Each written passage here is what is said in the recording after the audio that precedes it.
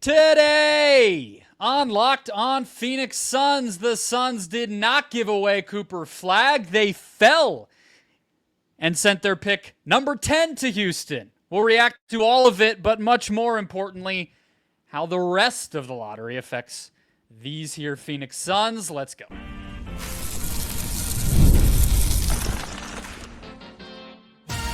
You are Locked On Suns, your daily Phoenix Suns podcast.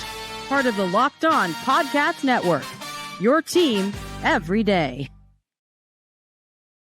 Welcome back into Locked On Phoenix Suns. I'm Brendon Kleen, a staff writer at Awful Announcing and a credentialed Suns media member. Thank you for making Locked On Suns your first listen after the NBA draft lottery. Don't forget, Locked On Suns is free and available on all podcast platforms, including YouTube. So click that follow or subscribe button. Do what thousands of other Suns fans have already done.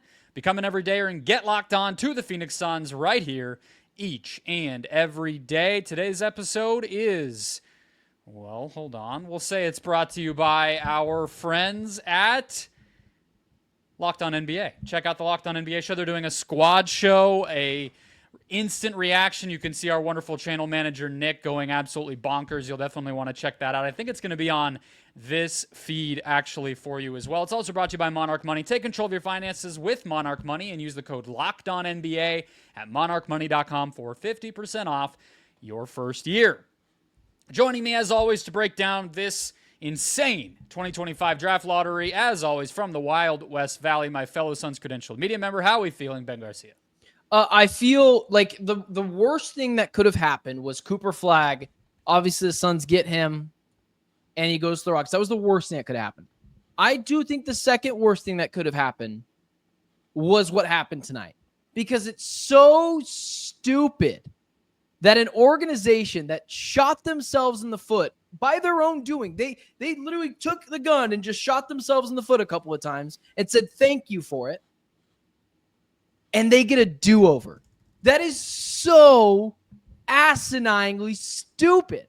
And so to me, that's the second worst thing that could have happened tonight.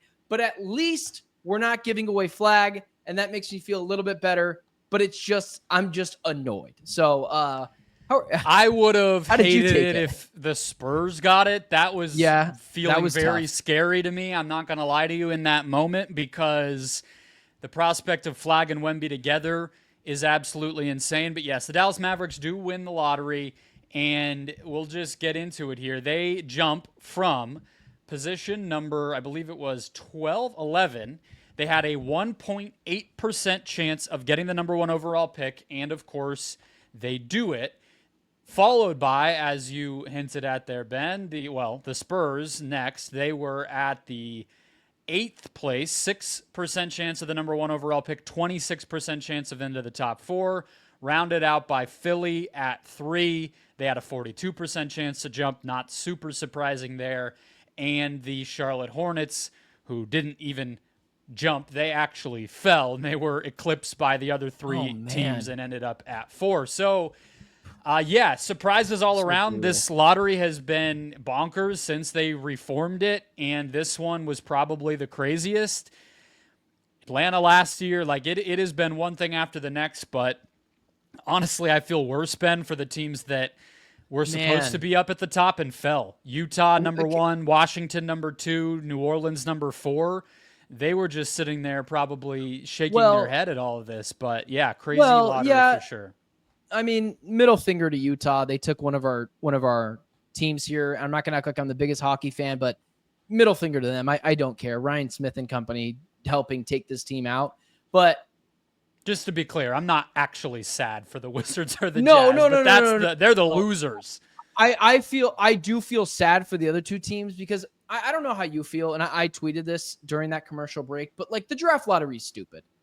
Give the worst teams in the NBA the best chances at the players, or come up with a different system. The draft lottery in every league is completely stupid, and I actually do feel bad for the Wizards or the Charlotte Hornets, because if the NBA thinks that's what's going to stop them from tanking, they've been tanking since I was 5. So that part of it is stupid, but it's not my team. So part of it's no skin off my back, but whatever. Yeah, I think I think you see less teams tanking. I think that smoothing the odds out. I mean, we're talking about multiple years in a row now where chaos has ensued, and you see a lot less of the overt, like, shutting guys down randomly at the end of the season and stuff like that, outside of just teams that probably didn't have a chance. But I think, Utah and Washington, to me, like, they've built the right way for the most part, and they have, like, stability. They're not just, like, falling backwards into this, and yet they were punished. And you know who fell backwards into it? The Dallas Mavericks. They have been the story of this NBA season for all of the wrong reasons, trading Luka Doncic away in his prime for pennies on the dollar, and yet here they are somehow getting all the way to the top with, again, less than a 2% chance. What I want to just say is I don't believe that this stuff is fixed, but they're never going to run away from the accusations that this one was somehow set up. I mean, people already resorted, Ben, to conspiracies about Dallas and the Luka trade because it was just so preposterous. And of course, the fact that he ended up with the premier franchise in the league, that being the Lakers, already people were like, the league sent him there, or this was about devaluing the Dallas franchise so that they can relocate and then they get an expansion team when the next thing comes up. And this is just going to exponentially multiply all of that. But somehow the Dallas Mavericks go from the losers of 2025 in the NBA, and now their stock is pointing up. I did not expect that outcome. I mean, Brendon, could they be any better? Like, listen, I know Luka's, like, if Cooper Flag just projects to be an all-star, they've got this 18-year-old plus, I mean, Anthony Davis, he's 31. He's still in his prime technically for at least 2 more seasons. Kyrie comes back in January. Like, they went from kind of being a laughing stock to Nico Harrison is praying to the basketball gods right now because no one cares anymore about Nico Harrison. I don't even think anyone in Dallas cares anymore about Luka. Maybe a little bit. But man, dude, getting Cooper, like, that's so stupid. That would never happen here. And so that I'm more curious into, like, how does that affect the Suns then? I mean, does that make the Mavericks more keen on the idea of potentially going after KD? Maybe not obviously for the number 1 overall pick, but maybe you want to combine Kevin Durant and Cooper Flag and Kyrie Irving and Anthony Davis together and do it for a fairly cheap price. I mean, they went from nowhere to go, NBA purgatory, to we think of the Dallas Mavericks as one of the highest pointing arrows in the NBA now. That's how stupid that is. And they definitely could go in a million different directions. I mean, it kind of feels like, for the same exact reasons, how it felt with Atlanta last year, where it's, are they going to dump DeJounte Murray, maybe Trae Young as well, and really just blow this thing up and let Quinn Snyder kind of run a reset here, and then all of a sudden they get the number 1 overall pick. Now, it wasn't a generational prospect like Flag is, and it wasn't so obviously high profile the way that the Luka trade was, but the Hawks went the other way. They kept Trae, but they are really leaning into youth, and I think that I could see the Mavs doing the same thing where Kyrie Irving has a player option. Maybe as tough as it might be, considering he was a good soldier, they just maybe let Kyrie go after next season and he opts in and recovers from the ACL. And, they have Anthony Davis, Cooper Flag front court. We'll see how Lively factors in. That's a little awkward now. They got a lot of cooks in the kitchen in the front court, but just have a better team in the early years of Flag, but mostly just say we're building around him now. Or I guess they could go all in, but I don't think we've seen a lot of teams win a generational player. I mean, we just saw it with San Antonio, right? They got the number 1 overall pick, and they've been very, very patient, almost maybe to a fault. But 2 years, not really, man. It's been 2 years, and they meet, and in year 1.5, they went and got De'Aaron Fox. So I disagree with that. I don't think they've been very patient at all. I mean, that was the only move of any sort to get a proven playoff player in the first 2 years. And so I'm just saying, I think it'd be pretty shocking to see Dallas get a 37-year-old in the summer before Flag has ever played a summer league game. That would shock me.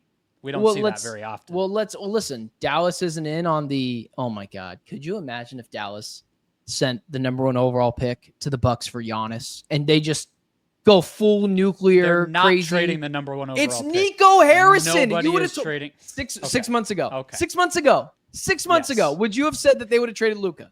You would have told me the same thing. Listen, Nico Harrison's a bad man. Because, I mean, I'm not here to defend Nico Harrison, but the thing that Flag embodies that Luka didn't is he's a two-way player who doesn't have any of the history of, health and conditioning questions. One, because he's only not played yet. But to me, Flag is like the perfect Nico Harrison superstar. He has nothing to complain about now. You're right. You're absolutely right. I'm shocked that you discount the Kevin Durant aspect now at least a little bit, because PJ Washington, they're not thrilled with him over there right now. He wasn't awesome this year. And if you could get, there's always a price. Yeah. Well, you mentioned the Derek Lively thing too. If you could get Lively and Washington and the Lakers first round pick that they traded for Luka, which was just one, by the way. I think that's a pretty good price tag to pay for Kevin Durant, and it's not much. I would want a different pick than the Lakers pick. I'm not trying to have Luka Doncic's draft slot. I would, you know what I mean? I would probably want Dallas's own picks like next year or something could be better than that. But yeah, I don't know. And even if just while we're on the topic and kind of playing it out, Lively, if you read around the Dallas situation, they fired their trainers, and Lively's ankle is like at the center of this whole controversy with the Mavs because he came back a little early and he was not the same guy in the playoffs and whatever. So that situation is going to be interesting. But I just think history tells us teams that get a generational player take their time to build the right kind of team around that generational player, and they usually do it through the draft for the first couple seasons to get guys that are running mates and then go from there and kind of see what types of big-time vets are going to be available. Now, when it's Wembanyama and they're ready to win immediately, then the things change. But maybe Flag won't be quite so dominant defensive player of the year candidate type of guy right away, and maybe it's 3-4 seasons, and I don't know. But they'll know that, and if they want to go after KD, it wouldn't floor me.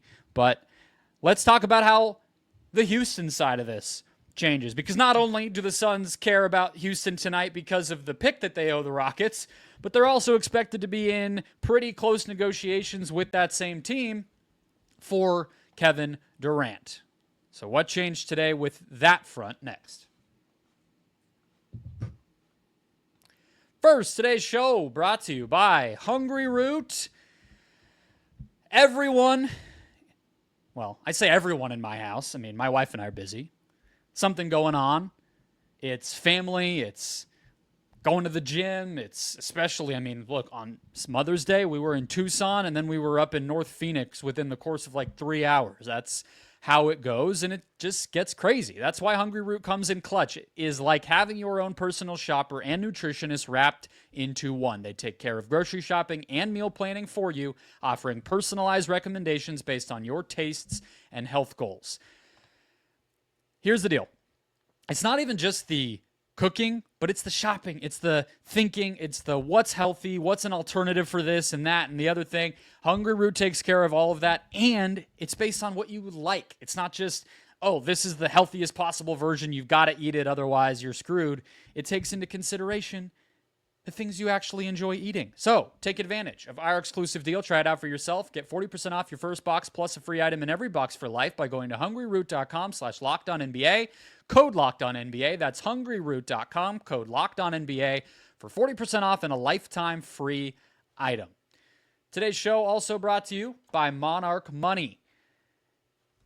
Do you ever check your bank account and wonder where did all that money go? Well, we all do. Between dining out, online shopping, and entertainment subscriptions, it's easy to lose track, but that's where Monarch Money comes in. It's your personal CFO, giving you full visibility and control over all your finances. Monarch Money isn't just a budgeting app, it's a complete financial command center. You can track all your accounts, investments, and spending all in one place, so you stop just managing your money and start building wealth. We all have a million ways to keep track of this stuff, right? You got this app, you got this spreadsheet, you got a little piggy bank in your closet, whatever it might be. Monarch Money takes all of that, consolidates it, and tracks it all for you, including long-term goals, spending, and your financial portfolio. So take control of those finances with Monarch Money. Use the code LOCKEDONNBA at monarchmoney.com for 50% off your first year. That's monarchmoney.com. Code LOCKEDONNBA for half off your first year. All right, Ben, let's keep it rolling. I'm sorry. I was just going to say, I think next ad break, you need to let me read the ad so you can just scroll on Twitter. Oh my God. It is a hellscape right now with how this unfolded. LeBron James is actively laughing at everyone. David Stern is rolling over in his grave in approval. This is just ridiculous. I'm sorry. You may have the floor. This is crazy. So the Suns went into the lottery, of course, owing their pick to the Houston Rockets. It had a 3.8% chance of jumping up to number 1 and a 17% chance of jumping into the top 4. Now, all of us were braced for the worst case scenario, but the reality is it was never all that likely. And the second most likely option outside of just staying at number 9 was to fall to number 10, and that's exactly what happened.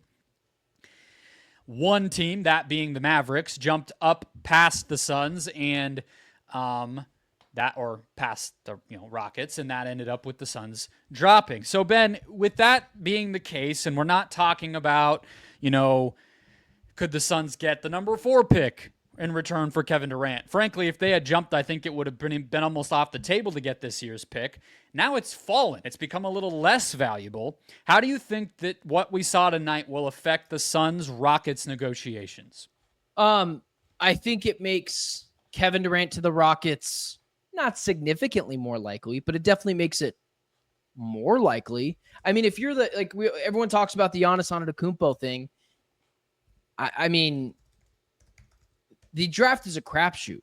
I mean, you're just going to take another team's picks like the Suns. I mean, I saw someone else mention today the Pelicans have the Bucks picks as well. So they might want that. Like, if the Rockets want to play ball and they want to give the Suns their 10th overall pick and Jabari and Tari Eason, I think that gets it done. You were telling me pre-show that if the Suns could get the 10th overall pick in exchange for Kevin Durant as like the core part of a deal, you'd be doing front flips for it. So I'd agree as well. I think it makes it more likely, although not significantly. Okay, so flesh it out for me, because you're saying the draft's a crapshoot when you're talking about the Bucks getting the pick back, but if the Suns get the number 10 pick, that's kind of the centerpiece of that trade, because Jabari Smith's not quite the caliber of player of some of the other guys we've discussed. So do you not like the Houston package because it's a crapshoot and 10th pick's not that valuable to you? Or what do you feel? Like, the 10th pick is... it is what it is, man. It's the NBA draft. I think after the 3rd overall pick in most drafts, it's a crapshoot. I mean, we see guys. Nikola Jokic is a 2nd-round pick. Draymond Green's a 2nd-round pick. Devin Booker was the 13th overall pick. Jimmy Butler was in the late 20s, if I'm not mistaken. Halliburton fell. The vast majority of the best players that have ever been in the history of the NBA come from the top 5-10 picks in the draft. I mean, there are exclusions to everything, but that's the best way to build a team. We know that. We don't have to pretend otherwise. Exactly. So, I would love it. I think it's if you're talking about that being the haul for Kevin Durant, I think that'd be awesome, because if you do the draft right, which we're still not sure if the Suns have the capability of doing that with the new front office, you do get a capable player, potentially a 3-and-D guy. You have another pick in this draft later on, which potentially you could take a wild card on. And then you get 2 wing players to help bolster your roster for the seasons beyond. So I'm with you. If you're asking me if I would do that right now, it's without a chance. I wouldn't think about it. I wouldn't call another team. I'd do it. But I don't think it makes it significantly more likely. I think it just makes it to where the Rockets have to play ball a little bit more. I think between 9 and 10, it's not that significant. Obviously, it makes it much more likely that it did not jump to 4, 3, 2, or 1. And now there's just the certainty, right, that it's not that. Until this point, we've been talking about, the Rockets, but we got to see what happens with the lottery. But now it's over. We know it's the 10th pick. That's the asset. Is that now you can start to compare that? Because I personally view the 10th pick in this draft as probably a hair more valuable than Jabari Smith. So we've kind of been doing this throughout. What'd you say? I just said, wow. Jabari. I just am talking value. I think that's always where you and I get off track. I don't know what the player will become. I'm not a wizard. I'm not a fortune teller. I'm saying value. Yeah. Teams attribute value to picks. I mean, we know it with, what was it? Doesn't Jimmy Johnson have his old draft chart with the NFL where it's this and that, and this one's more valuable than the other one? It's just about, are you getting more or less from a team? So when the Suns traded for Kevin Durant, the most valuable stuff that they were trading was those really far off Brooklyn picks or Suns picks to Brooklyn. And we've seen how Brooklyn's been able to really, really maximize that. That's all I'm saying. So that's a good point. To kind of think about it down the line, I mean, so now we have like most likely OG Anunoby, I guess, would kind of be the Knicks' most valuable thing you're getting back with the Spurs, whatever player that might be or pick that might be, and on down the line, Jaden McDaniels, whatever. Now this 10th overall pick, you kind of have to put it in a ranking. But because it landed kind of exactly where it was, I agree. It doesn't really change my estimation of like where I would slot the Rockets trade package in among the other ones. I would probably have it near the top of the list. Does it change it from? I'm sorry. I was just gonna say, does it change it? Because I saw we heard you say before a couple of days ago that the Knicks have kind of jumped the Rockets a little bit. The Rockets haven't jumped the Knicks. This hasn't changed anything for you because it makes it at least a little bit more likely that the Rockets would play ball with the Suns. Well, likeliness is different than what I like the best. Yeah, I think we're getting those overlapped a little. No, I get what you're saying. This makes it more likely Houston would do the deal. But it doesn't really, I mean, if anything, it makes the package worse, right? I mean, like you said. So it definitely, nothing that happened tonight makes the Rockets package more desirable to me, you know? So I think, yeah, go ahead. I would just say, I think it made it a little bit more desirable because I know what it is. And if like 10th overall pick, I know what it is. And so if the Rockets maybe were to hold on to this pick and it would be, and instead they give the Suns the next year's pick, you know, whatever, down the line, the second of the two. Like, I think it makes it a little bit more value, but just a little bit. I don't think it changes the landscape of everything. Maybe because the pick went down. Now and I know it was going to be the 9th, and now it's the 10th. No, it didn't exist before tonight. It was fake. So that's where I think that I'm struggling with, because you're absolutely right. It did fall. But now that I see it, maybe it makes it just look a little bit more attractive to me. You could say to me, Jabari Smith, Tyree Eason, salary cap filler, and a top 10 pick. Like, that just sounds better to me. So maybe that's on me, that I'm not reading it correctly, because it literally did go down. So that's where I would go with it. Yeah, either way, I expect that they'll be in conversations. We did see a report today from The Athletic where the Rockets poured a little more cold water on the idea that, you know, they would pursue Durant just based on the same thing we've been talking about for a while, which is the age curve, right? The timeline. Is Durant the type of player that makes sense to give up a lot for when he's like 10 years older at least than anyone else really on the team, at least the core? So did you have any last thoughts on that report, Ben, before we jump to kind of the rest of this lottery and everything else that played out? The Rockets are so stupid. Like, we get it. You don't want either guy, but putting out today that they're no longer interested in Devin Booker, like, okay, man, you weren't invited to the party anyways. This is like or I think Mike Vigil to put it best, where it was like, this is the best. You can't fire me. I quit thing, because the Rockets are just, now I don't know what's true, because really you're not interested in Devin Booker. No one buys that. So now it leads you to believe, oh, you're not as interested in Kevin Durant, or are you trying to play the value game, the leverage game? And that's where I would lean towards it. But it's absolutely none of that stuff is changing. Everything is that. I mean, nothing we're going to hear between now and whenever Durant is ultimately traded, or maybe not, but most likely traded, is going to be 100% factual, right? It's all, the question you always have to ask is who would prefer you to know that piece of information, right? And in the case of we're not interested in KD, of course the Rockets would have a vested interest in telling you that if you're, the average fan, but more importantly, like people around the league and even the people in the Suns front office, because they want to say, oh, whatever, no big deal to us, no sweat off our back if he goes elsewhere, because then it makes them look like they're less interested, and that's always the best thing for leverage. But I don't buy that they're not going to go after him at all. I just think this is how they're going to haggle over the price and negotiate in public, and we'll see what plays out. Let's get to the rest of the lottery because it was very, very crazy throughout, and a lot of teams, not just Dallas, their trajectories changed tonight. How does that all affect what's coming in the NBA offseason? Next. First, today's show brought to you by the FanDuel Sportsbook.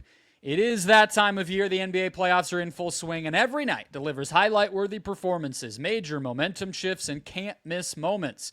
So whether it's a game-winning shot or a breakout play, there's never been a better time to get in on the action. FanDuel makes it easy to stay in the game before tip-off and even live. With player props, performance trends, and same-game parlays, fans have more ways than ever to play smart and win big. I've told you guys, when college basketball goes away, I don't know where to tell you to go for your easy bonus bets. I wish that I had a better answer for you. It is what it is, but I've told you I like the first 5 innings in baseball because that's a little more predictable when it comes to who the starting pitcher is. You got Cubs hosting Miami on Tuesday, minus 245 favorites. That's the biggest favorite of the evening in Major League Baseball.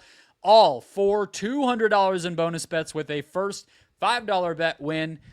It's the perfect time to sign up. Head to FanDuel.com to place your next bet. Make every moment more with FanDuel, official sports betting partner of the NBA. All right, Ben, let's close it out. So I'm just going to read through the lottery top to bottom again, and we'll just give our final thoughts here. So Dallas wins it. San Antonio, number 2. Philadelphia, number 3. Charlotte, number 4. Utah 5, Washington 6, New Orleans drops all the way to 7, 8 Brooklyn, 9 Toronto, 10 the Rockets via the Suns, of course, and then Portland, Chicago, Atlanta, and San Antonio again, which I believe that's somebody else's pick, but I cannot remember whose it is. So what are your thoughts on how this shifts beyond Houston, who we've just spent a while talking about? How does this affect what you're looking at the rest of the NBA offseason? You're muted. Of course I am. I don't.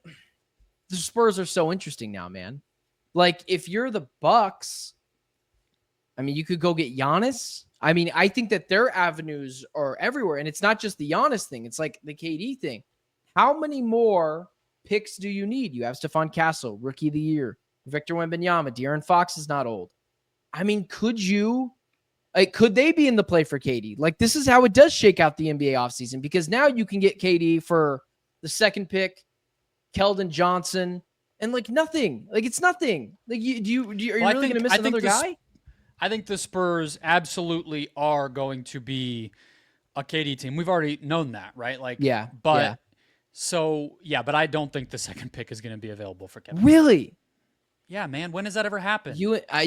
We've seen the second overall pick go for Brendon. They just traded. I mean, Andrew Wiggins was traded for Kevin Love once upon a time. Like, that, it's not that crazy to think the second overall pick could get moved. Okay. Like in the second, that was because LeBron James went to the team and had some pressure to, and they had won the lottery multiple times in a row. So that's similar to the Spurs. But I don't think so. Like, I don't think it can happen, but it makes their lives easier. It makes the decision to go after Kevin Durant easier or not, because then it tells me they're either going to go all in with this youth thing, which isn't wrong, or they could be like, all right, guys, we kind of have a lot of youth. The second overall pick. But it's not even just that, though, because this was unlikely. Like, they still have all the picks we've all been talking about them having forever. So this one just suddenly became a lot more valuable. But the other stuff we would have talked about them offering for Durant is still there, or Giannis. So I just think, like, it doesn't have to be get Kevin Durant or be young.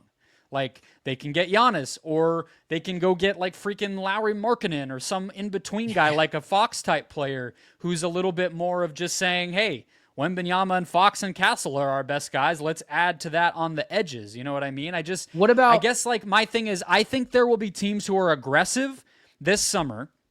And I think the Spurs and maybe even the Sixers are teams that obviously have the ability to do that now in a more interesting way than they could have before tonight. But being aggressive doesn't have to mean Kevin Durant. I think that's the thing we have to remember. Just because we like to talk about Kevin Durant and we see a team that's going to be aggressive doesn't mean they're going to get Kevin Durant.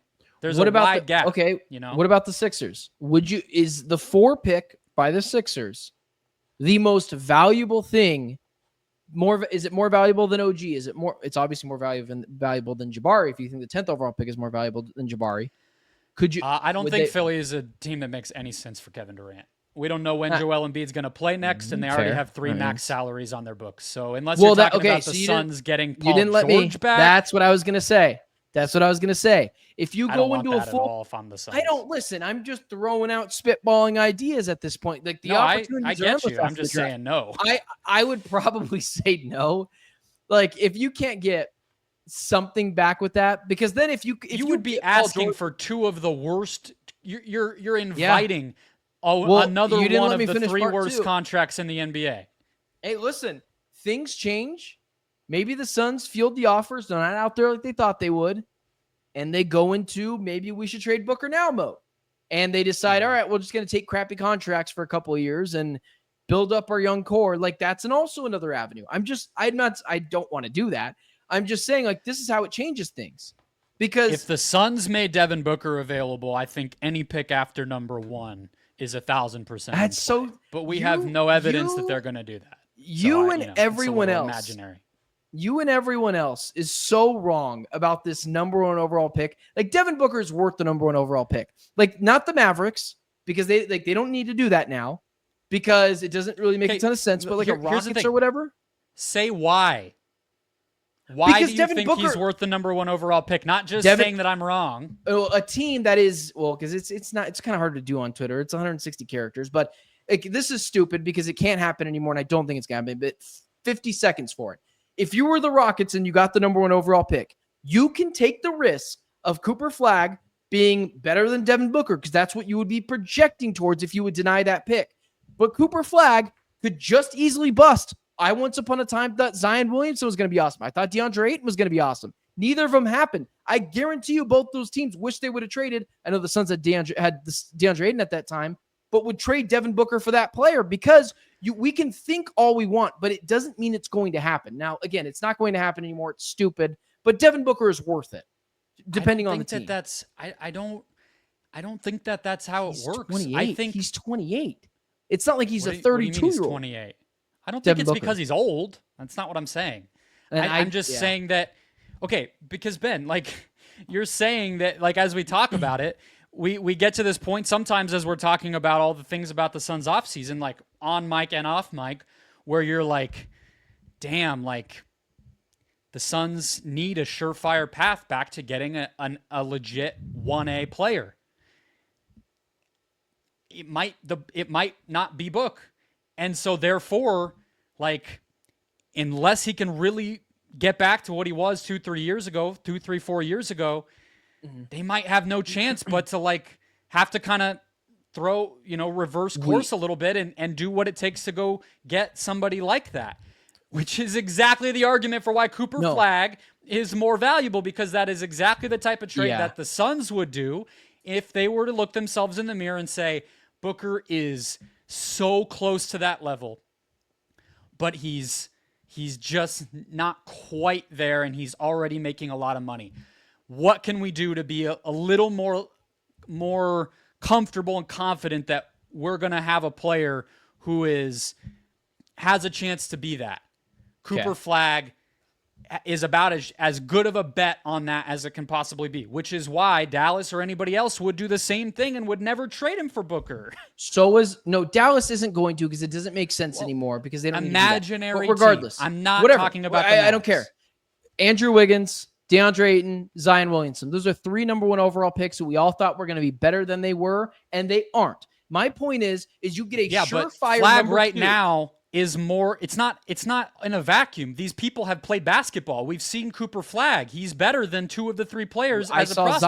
I saw Zion. I saw DA. I saw Andrew Wiggins all play college basketball, and they all didn't ever reach what we thought they were going to be. That's my only point. Okay, but I'm talking about Cooper Flagg now, not the imaginary number 1 overall pick. I'm saying Cooper Flagg. We know who it is. He's really good. He's been a highly recruited thought to be a generational prospect since before college, and he made good on it all the way through Duke and made the freaking national championship or Final Four, whatever it was. So he's better than we ever thought Andrew Wiggins was going to be. Nobody was calling Andrew Wiggins generational. That's why he got traded for Kevin Love, because he was a worse prospect. Same with DeAndre Ayton. No one was saying DeAndre Ayton is up there with Victor or with AD or the names that he's in the company of. So that's why this year, last year, Book could have gone for Ricochet. Easy. I wouldn't be arguing with you at all, because Zachary Ricochet is an anonymous type of first-round pick. He's Anthony Bennett. He's whatever. Yeah.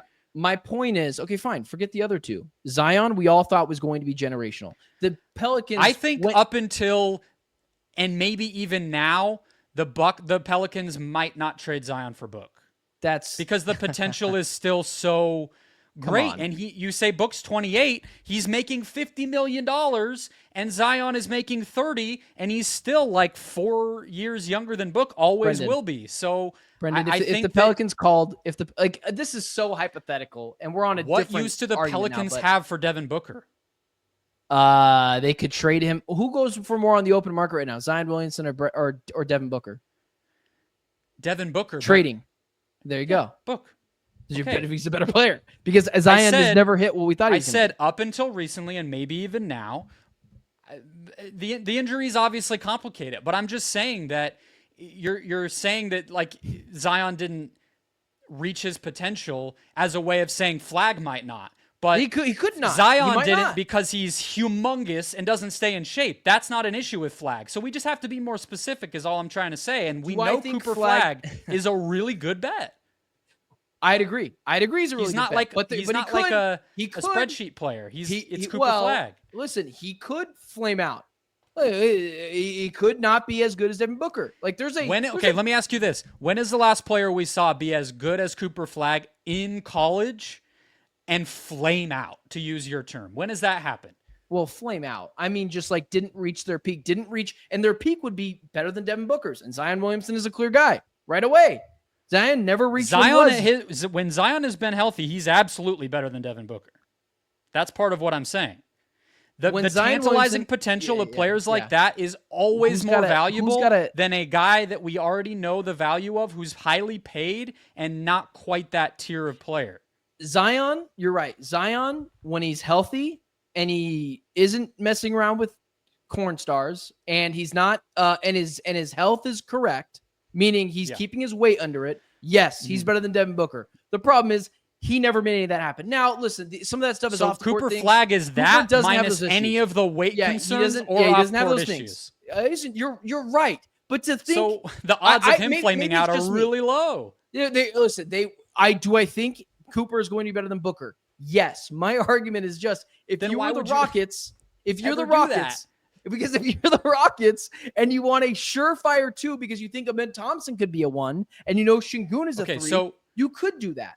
And your argument it's not going to cost you anything. Because my argument was just the first pick salary cap filler for Booker. That's it. Only the Rockets? Nothing. Was that your argument that the Rockets are the only team where this would make sense? Because I was arguing for if the Rockets got the number 1 overall pick from the Suns, then I really want that pick back. I know that's where it started, but I thought you were just saying in a vacuum that Booker is more valuable than Flagg. Because that's what I've been arguing. I thought that's what we were debating. If you're saying only Houston, then sure, I think I might feel a little differently because they're at a different point in their trajectory. They already have Amen Thompson. They just won 57 games and lost in the first round. Who's more valuable, Booker or Cooper Flagg? It's not even close to me. Oh, come on. It's close. Dude, Cooper Flagg makes $10 million. Oh, that's a good point. That's a good point.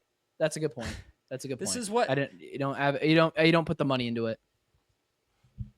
I'd say Cooper Flagg. And he's only 20 years old or whatever. I will say Cooper Flagg is more valuable, but he also comes with more risk.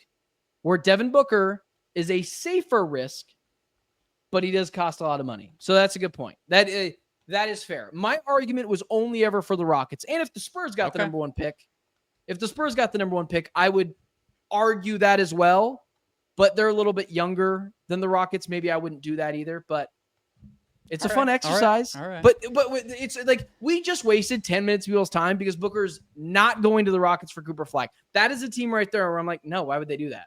Well, why? The reason I wanted to bring it up is because I think that it's useful when we're talking about it's not a 0% chance that at some point in this stupid offseason that Booker potentially becomes available. We don't know. So I think it's decent exercise to like map out what his value could in theory be and then see how it potentially changes. Or even next summer, if we've had this conversation, and then maybe next summer, if things don't go well and we think Booker might eventually ask out, then okay, well, who's the number one pick and how did things look like? I think I don't think we wasted time, but it's a good thought experiment. No. It's a wasted theory because it was always meant for the Rockets.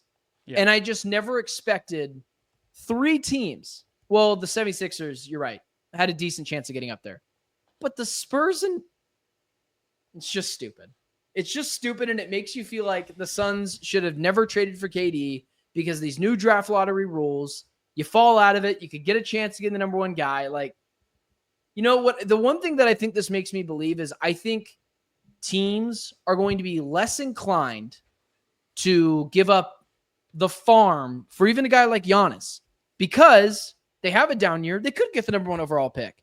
Like the Mavericks were dead in the water, dude. Yeah, but the lottery thing's been – we've seen plenty of teams give up the farm since the lottery reform. The lottery reform's been in place for more than a half decade now. The thing that I think the Suns got screwed with is trading Durant when it became so much more valuable all of a sudden with the new CBA to have young depth on your team. And I think that's why we won't see teams do what the Suns did. Because the funny thing is, also like you mentioned, if the Suns had not done the Durant trade and then – if they had a bad season, they would have their own pick.